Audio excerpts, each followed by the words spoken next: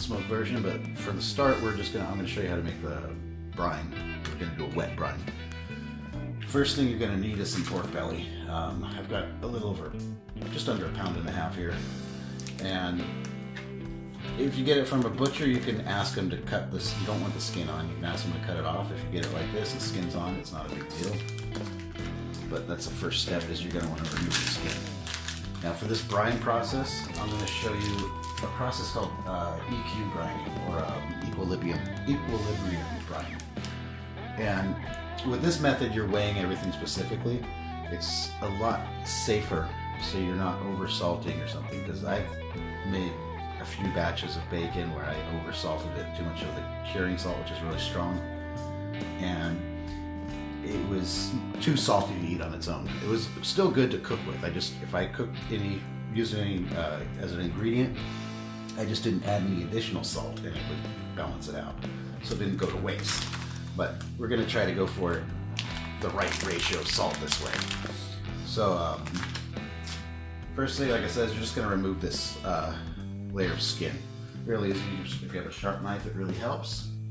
Which I have a semi-sharp knife, but it's no problem. You're just going to slice along underneath the skin.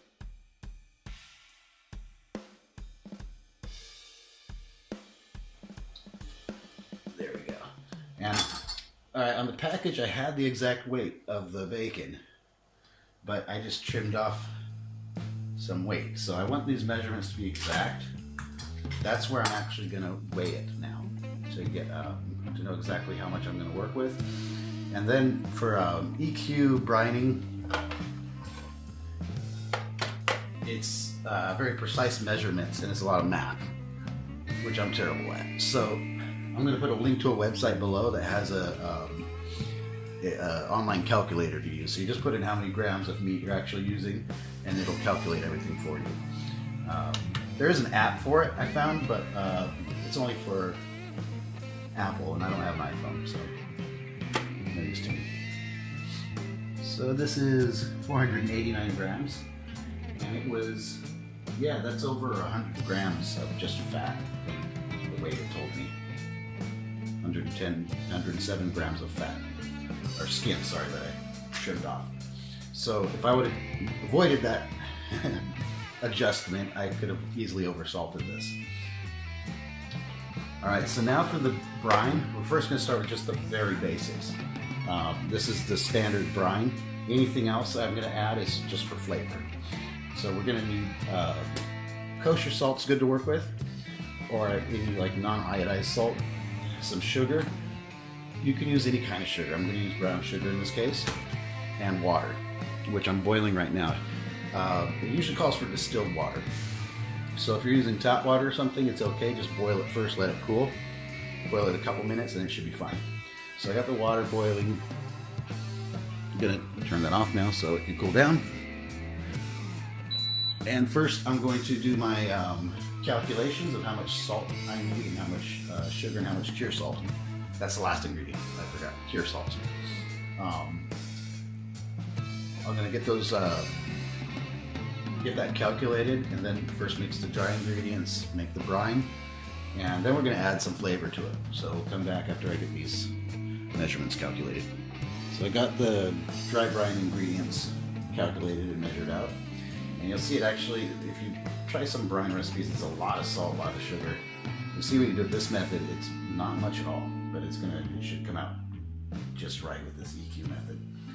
So in the end, it came out to like 22 grams of salt, 14.5 grams of sugar, and 2.2 grams of the cure salt, which is about half a teaspoon. Last time I made a batch about the same size of bacon, I think I used a whole teaspoon, maybe a little bit more. And yeah, that's really strong salt, so it's gonna overpower it. So I'm gonna go ahead and mix these ingredients together.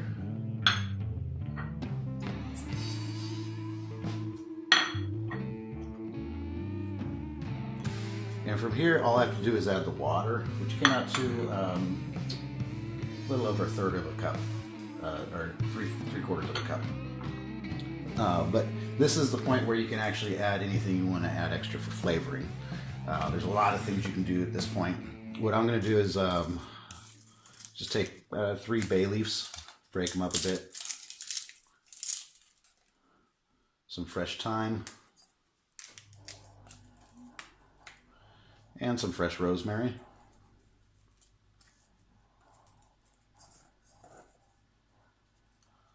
Some crushed black pepper.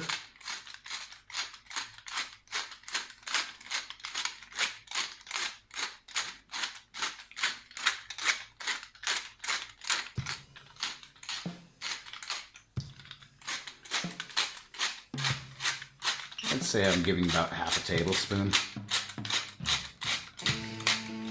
Because once this sits in the brine, you want to let it sit for about at least 4 days. You can't really over brine it because it's one of those things, the longer you let it brine for, the better it usually comes out. I try to go for at least 4 days up to a week. And once you take it out of the brine, you're going to rinse it off. You're getting like the big clumps of salt or something off of it anyways. So this is just to kind of get the flavor into the meat. Finally, I'm going to add some molasses. You can use maple syrup, whatever. This is the last container. I think I'll just use the rest of this. It's a good amount for what I'm making. Just get all the ingredients mixed as well as you can.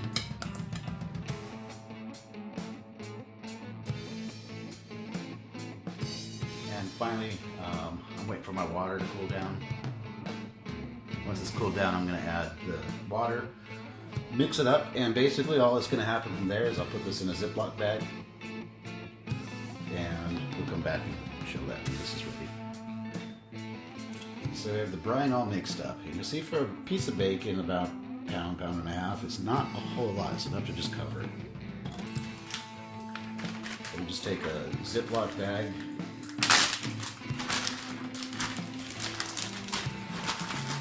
throw your pork belly in there, and just dump in the brine.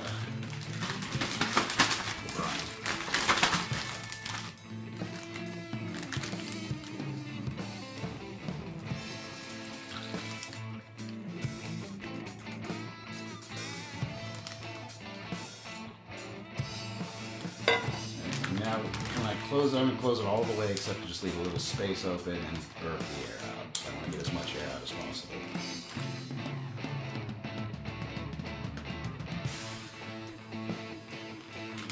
Give it a good rub. And I'm just going to leave this in the fridge now. So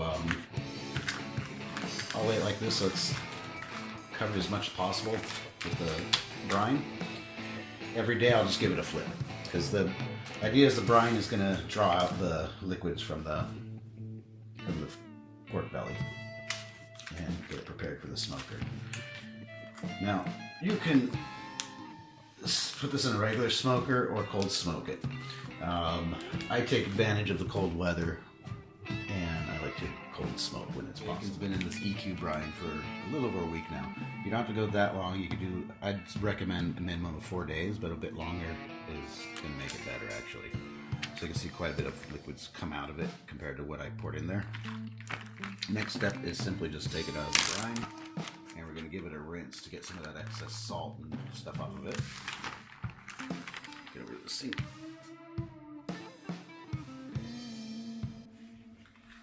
And you can see the color's starting to change from that cure process. I'm going to pat this dry with some paper towels and get the smoker fired up. While I do that, I'll just put it on a rack in the fridge to let it dry a bit. So the next step is getting it into the smoker. Now the cold smoke generator's going. You can check out the video I'll put an info box up above on how to make one if you don't have one. I'll also put a link below where you can just buy one off of Amazon. They're not expensive, around 20 bucks, and it works perfectly fine.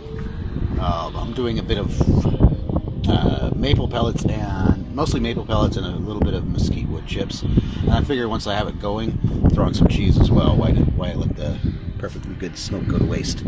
So that's a block of cheddar and a block of pepper jack. And now it is time to throw on the bacon. I'm gonna start skin side down and then flip it after. Because I'm going to probably run 2 of these cold smoke generators, smoke it for about 6 to 8 hours. So when I light the next batch of wood pellets, I'm going to flip that bacon and flip the cheese. So that's it. I'm doing cold smoke, of course. So after this is done, you just cook it like normal bacon after you cut it. You'll see that in a bit. Just time to put the lid on and let it smoke. Another thing I might point out is leave your vent. You don't have to totally open it, but at least somewhat open. Depends how much. This thing is a cheap smoker, so a lot of smoke escapes anyways. But if you block all the smoke in it, it can get very acrid. So you don't want to do that. I've seen people think, okay, I'm gonna like smoke the shit out of it by keeping the smoke in the chamber as long as possible. Let it flow. So this was in the smoker for almost, I'd say about 7 hours. And this is how it should look. It has a nice darker color to it, and it smells amazing. I have to say, it's a really nice aroma of the smoke. So we're going to cook this in a cast iron skillet. Normally you want to preheat your cast iron before you cook on it for just about anything you cook with cast iron, except bacon. With bacon, do not preheat it. We're going to put it in cold. What you can do for preparation is get the bacon out of the fridge about 20 minutes just to get it close to room temperature, just like a steak. It's going to help cook more evenly. If it's really thin cut, you probably just need a good 5 to 10 minutes. Finally, this is not necessary, but it does help to cook the bacon evenly and stop it from curling up on you, is a bacon iron or cooking iron. Now, I'll put a link below to one they make out of cast iron. I have one made out of stainless steel. The problem is it doesn't fit in any of my skillets. It's too big and it's not round. So I'm gonna buy one of those bacon irons because I'll get use out of it, and I prefer it out of cast iron, or buy a bigger skillet, or probably both. But meanwhile, you don't have to wait on that if you're gonna order one. I just took just like a stone tile, something with enough weight to it that's flat, and wrapped it in foil. This will do the job. The only inconvenience is to flip it when it's hot. It's gonna be you gotta be a bit creative so you don't burn the shit out of yourself. All right, so I'm gonna cook this up. I want to make it thick sliced for this video. So what I'm going to do is, I have a meat slicer. I'm going to run it through the meat slicer to get nice equal sized cuts. You can do it with a knife. Just take your time to try to get them as even as possible. My slicer is a bit small, so I might cut it in half in smaller pieces. But let's get that cut up first, and then we're going to cook this up and finally eat some. Now that the bacon's cut, I cut it thick, like I said, about, I don't know, maybe that's a 1/4 inch. Approximately. The skillet's cold. I have the bacon out for 20 minutes to get closer to room temperature. Now you can just arrange it so it's all even. If your skillet is too small for the pieces, cut them in half. It doesn't hurt anything. And now it's real easy. We're going to turn this on to medium. Then I'm going to take my ghetto bacon iron. Just place it right over the top, and that's going to cook like that for 10 minutes. If you have thinner bacon, okay, maybe try it for like 6 minutes or so and check it. We're going to do this for 10 minutes, come back and flip it over and repeat. So we'll be back in 10 minutes. Okay, so the first side's been on for about 10 minutes, give or take a couple extra minutes for the griddle just to kind of get up to heat from cold. And next step, the whole time I did not touch it either. I just left it, put the iron over it, and went and got some fresh air. Don't touch it at the first 10 minutes, and then when it's ready, we're going to take the iron off.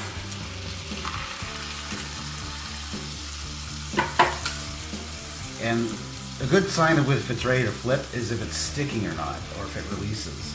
And it's still sticking a bit. This one's released, but this is still sticking. I noticed it seemed like it was cooking hotter on this side, so I turned the skillet. I'm going to put this back on for a couple more minutes. And we'll check it in a minute, and it should be ready to give it a flip. Okay, so gave it just another minute or so. We're going to check it again. Should be ready. And now it's releasing. Now flip it.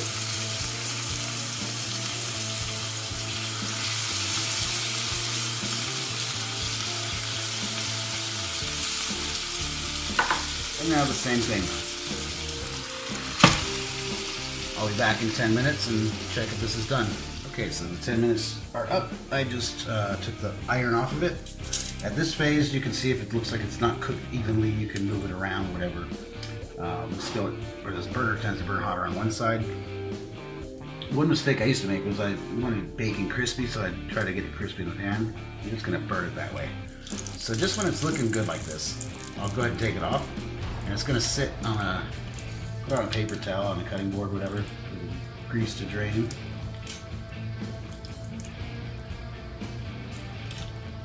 And you'll just give it a minute or two to rest. And in that time, it's gonna get nice and crispy for you. So, the camera so you can see it.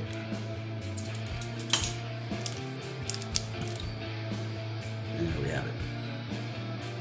So it smells very good. This is the first time I've tried the equilibrium cure.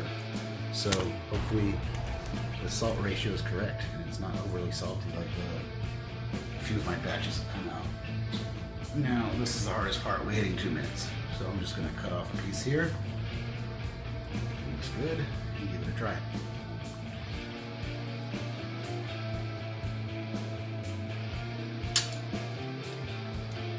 And I think that's the best batch I've had so far.